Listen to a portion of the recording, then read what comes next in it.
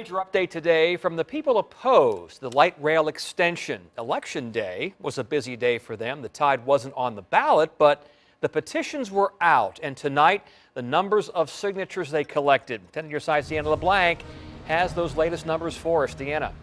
Yeah, Tom, in order to get the light rail measure on next year's ballot, the group will need to gather 27,000 signatures. They announced today that with their election day efforts, they got 7,500 with about 3,000 more they still need to validate. So they did fall short, but say they feel that that's a good effort. But also in the press conference, they said that the group that opposes them, that supports light rail, was intimidating voters on election day. That group says they were simply trying to make sure voters were informed.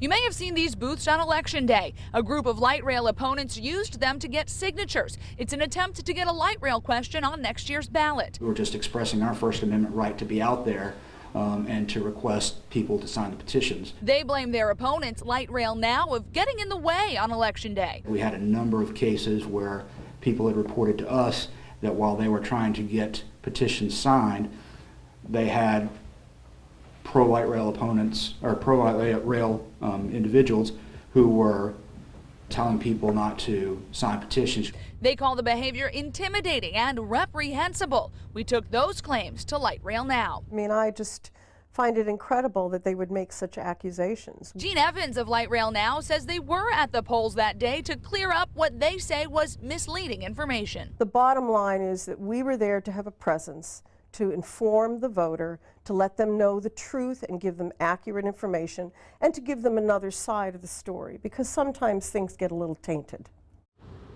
Now, if they do get those 27,000 signatures, the anti-light rail group could get a measure on the ballot in 2016. The last time there was a light rail question, it was about supporting light rail. That was in 2012. That passed with about 64% of the vote in the city. And currently, there is an engineering study underway to see if it makes sense to bring light rail from Norfolk to Virginia Beach. Live in Virginia Beach, I'm Deanna LeBlanc. 10 on your side.